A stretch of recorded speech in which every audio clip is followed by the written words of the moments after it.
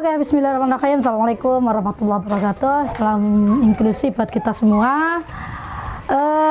Oke, siang hari ini kita ketemu lagi setelah kemarin kita mengikuti upacara, menyelenggarakan upacara kemerdekaan RI bersama teman-teman.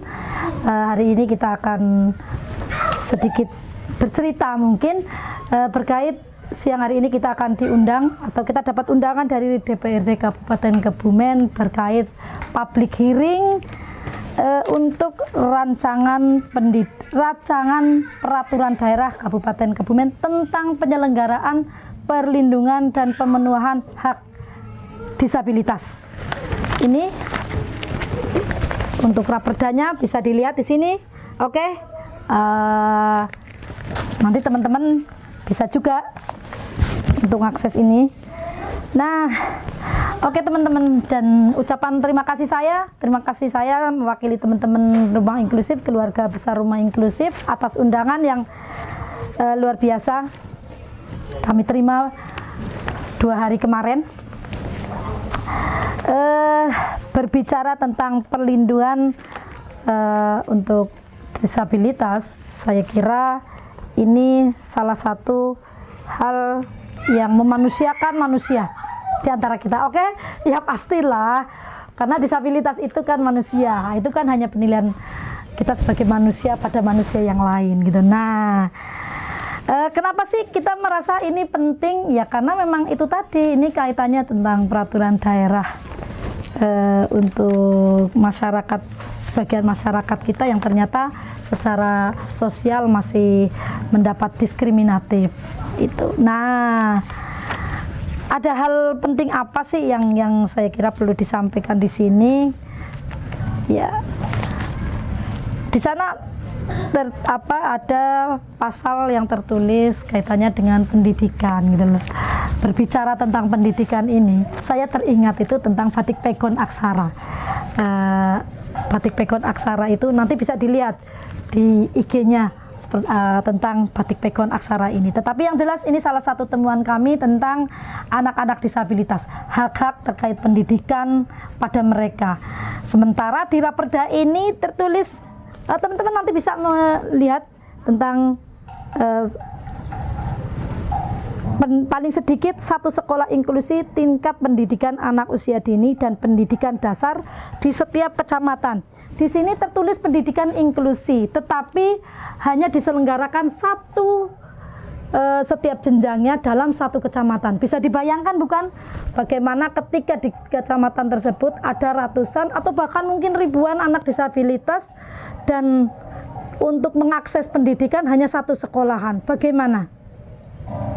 Nah, rumahnya di utara sementara sekolahnya di ujung selatan atau di ujung timur. Bisa dibayangkan, apakah ini yang namanya pendidikan inklusi?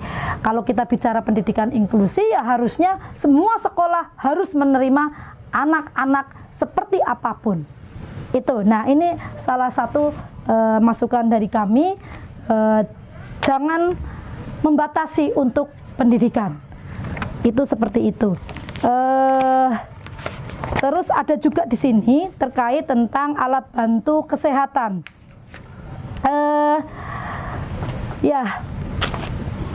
Ya mungkin ini sebuah harapan terutama karena ini kan alat bantu kesehatan, meskipun di sini sudah ada poin yang menyatakan alat bantu kesehatan itu seperti apa dan apa yang dimaksud tentang alat kesehatan. Nanti teman-teman bisa melihat untuk lebih pasti dan jelasnya poin alat kesehatan. Yang jelas bahwa kalau tidak salah di sini ini yang untuk memudahkan. Nah, ini untuk kaitannya dengan penjelasan alat kesehatan. Yang dimaksud dengan alat bantu kesehatan adalah benda yang berfungsi mengoptimalkan fungsi anggota tubuh. Oke? Mengoptimalkan fungsi anggota tubuh penyandang disabilitas berdasarkan rekomendasi dari tenaga medis. Saya kira untuk tenaga medis juga lebih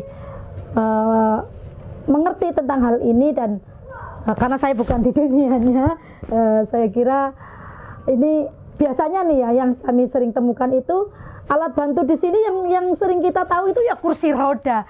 Tetapi juga temuan kami juga banyak juga mereka mendapatkan kursi roda, oke lah, iya. Tetapi ternyata muspro. Apa sih muspro? Ya saya sering mendengarkan kalimat muspro itu ya kalau kumpul dengan para wong tua di desa-desa itu.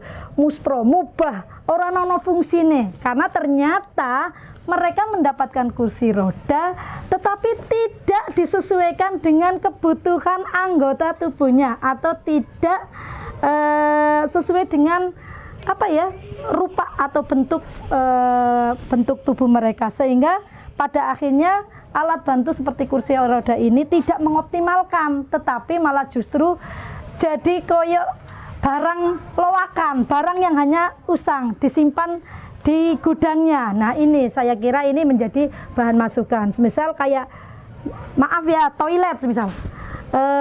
Toilet dalam keluarga disabilitas ini penting nggak sih? Saya kira ini nanti bisa menjadi masukan. Jadi toilet ini jangan hanya di publik saja, di tempat-tempat umum, toilet umum. Tidak, tetapi dalam keluarga ini juga penting. Alat bantu mereka ketika BAB. Sering kita temukan anak-anak kami itu ketika BAB harus dijunjung oleh orang tuanya. Ketika BAB mereka duduk, bikin pakai kursi, dan sering terjatuh karena tidak ada alat pegangnya. Nah ini saya kira ya penting, toilet aksesibilitas. Jadi toilet aksesibilitas jangan dipikir atau dipandang hanya untuk publik, tetapi dalam keluarga-keluarga disabilitas ini sangat penting.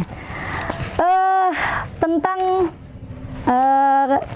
apa namanya yang keagamaan, ini juga penting. Ini harapan saya ketika kita bicara tentang kelembagaan keagamaan yang aksesibilitas, harapan kami itu terutama untuk seperti Masjid Kauman itu menjadi contoh lembaga keagamaan yang aksesibilitas sesegera mungkin, sehingga nanti kita akan lebih mudah untuk mencontoh lembaga keagamaan yang aksesibilitas itu loh kayak Masjid Kauman. Mohon dengan sangat, karena itu menjadi tempat yang sangat merakyat sebenarnya untuk orang Kebumen.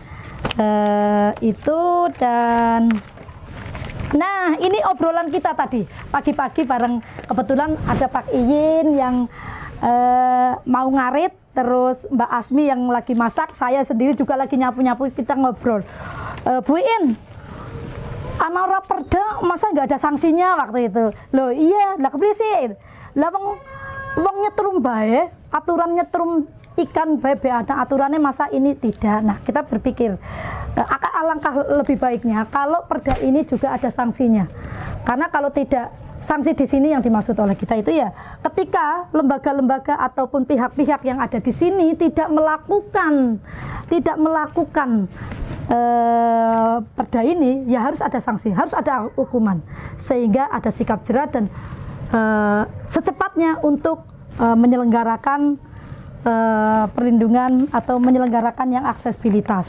Dan kalau itu tidak ada aturan, ya podo wae omong doang, hanya boro-boro, hanya pemberitahuan belaka. Ya mungkin itu aja, dan harapan kami teman-teman nanti bisa memberi masukan, kritikan yang membangun untuk ini, sehingga disabilitas sebagai manusia yang utuh, bukan manusia yang dinomorduakan. Oke, kami akhiri masukan atau suara-suara dari Rumah Inklusif untuk DPRD Kebumen terkait raperda tersebut.